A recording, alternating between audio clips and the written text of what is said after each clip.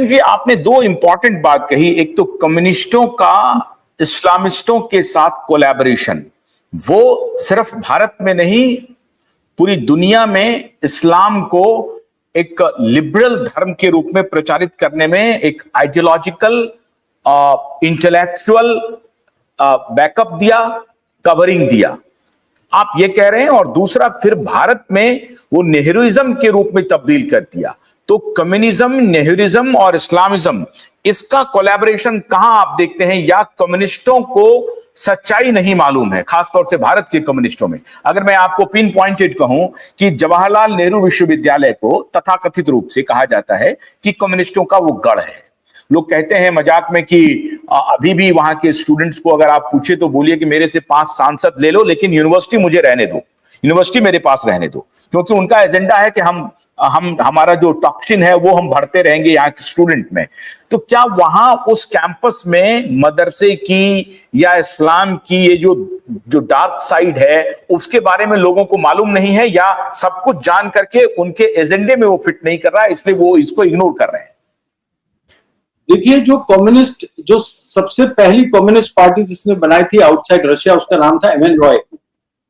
और M N Roy ने जो किताब लिखी थी इस्लाम के ऊपर, उसमें लिखा था कि जो इस्लाम जिस तरह से टेक ओवर किया इसने वर्ल्ड को, जिस तरह से इस्लाम ने टेक ओवर किया और जितनी तेजी से इस्लाम बढ़ा, that was the miracles of all miracles.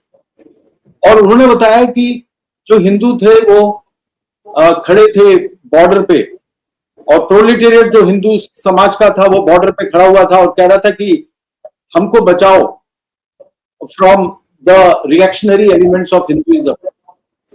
तो ये जो थियरी थी कि जो प्रोलेटेरिएट समाज था हमारा, वो प्रोलेटेरिएट समाज को इस्लाम ने इमेंसिपेट करके उनको प्रोग्रेसिव बना दिया। ये कम्युनिस्टों का थियरी है जो कि एकदम गलत है, और जो प्रूव हो जाता है जो इबेटसन की पंजाब कास्ट की सर्वे है उसके अंदर 99% of the Charmakars have never converted to Islam. जो अधिकांश जो कन्वर्टेड पाकिस्तान में है वो सब अपर कास्ट के लोगों को कन्वर्ट किया गया था। और आज भी जो है हमारे बेचारे वाल्मीकि समाज के लोग हैं, इतने प्रताड़ित हुए, इतने परेशान हुए, क्योंकि उनको बंदी बना लिया गया था। जब युद्ध हुए थे तो उनको बंदी बना लिया गया था और जबरन उनसे मैला उठाने का काम करवाया गया था। भारतवर्ष में मैला उठाने का काम नहीं होता था, क्योंकि जो मलमूत्र का त्याग था वो झाड़ी की ओट में गड्ढा करने के बाद तब किया जाता था।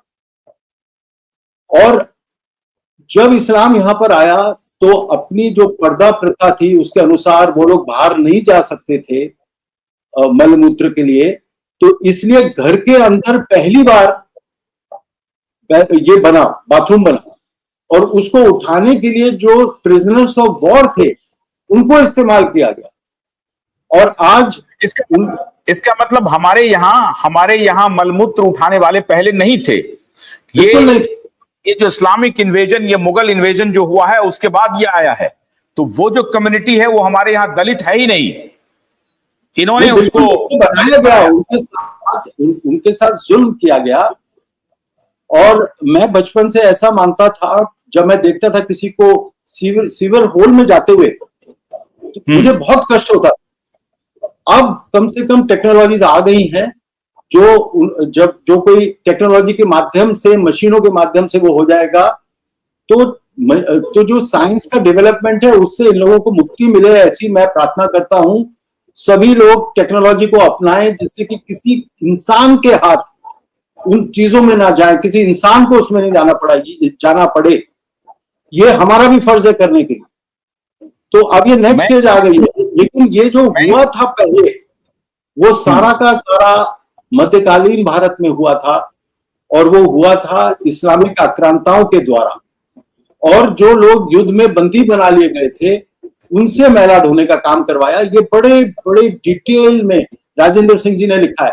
राजेंद्र सिंह जी जिनकी पुस्तक है सिख इतिहास में श्री राम जन्मभूमि, और उनकी गवाही के आधार पे बहुत बड़े पैमाने पर हम ये राम जन्मभूमि का केस जीते। वो इतने बड़े इंटेलेक्चुअल थे। मुझे बताया था जो लोग लड़ रहे थे विश्व केस को लड़ रहे थे, सिंह को तो कोई जानता नहीं, रोमिला थापर को सब जानता है। वो एकदम धरती से जुड़े हुए व्यक्ति, शास्त्रों के ज्ञाता, शास्त्रज्ञ, उच्च कोटि के संस्कृतज्ञ, गुरुवाणी के ज्ञाता, इतने बड़े विद्वान। अब जो है, एक दिन जब लोग उनकी किताबों को पढ़ेंगे राजेंद्र सिंह जी की, और कितनी विपरीत आर्थिक स्थितियों में वो रहे हैं।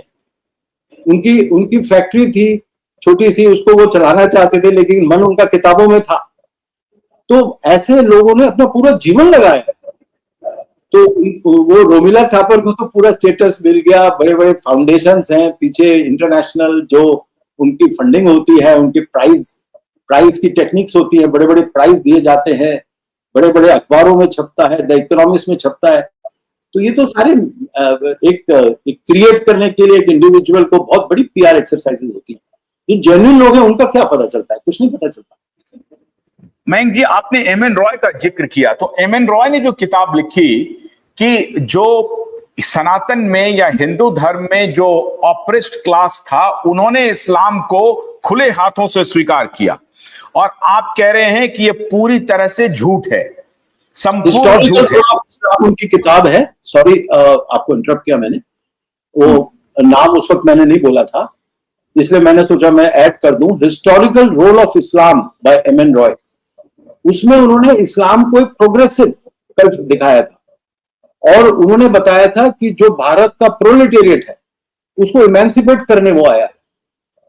तो ये जो फॉर्मुलेशंस थे, फाइनली एक मॉरल सुपीरियरिटी प्रदान करते थे। लेनिन ने कहा था कि हमारी आइडियोलॉजी ऐसी होनी चाहिए जिससे कि हम मॉरल सुपीरियरिटी गेन कर सकें, और हर एक 6 महीने बाद वो लोग बैठते थे और देखते थे कि हमको किससे अलायंस करनी चाहिए, हमको आइडियोलॉजिकल अलायंस किससे छोड़ देनी चाहिए, जिससे हमारी मॉरल सुपीरियरिटी बरकरार रहे। तो ये सारा इंटेलेक्चुअल एपरेटस काम करता था, और हम जो हिंदू लोग थे वो हमको पता ही नहीं था इन आइडियोलॉजीज के बारे में।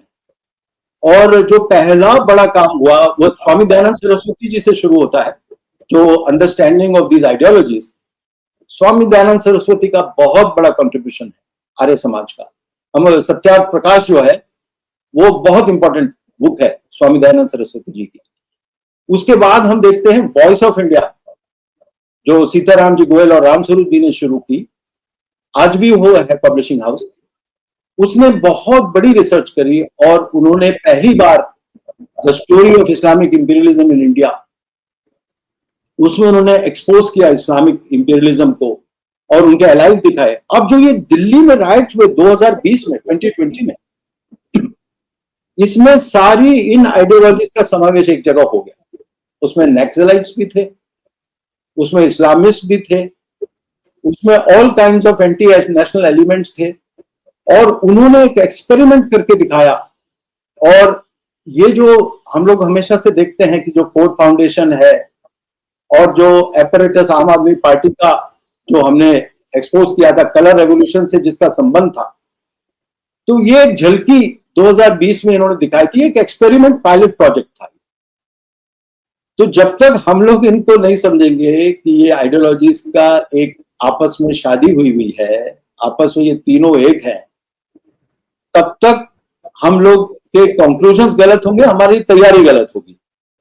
अच्छा, तो आप मयंक जी ये कह रहे हैं कि एम एन रॉय की वो किताब वो इंटेलेक्चुअल पर्सपेक्टिव नहीं था, या एक डिबेट के लिए कोई विषय वो पब्लिक डोमेन में नहीं ला रहे थे, रादर वो बाय डिजाइन एक कॉन्स्पिरेसी था, जहां आप इन तीनों का एमालगमेशन देख रहे हैं।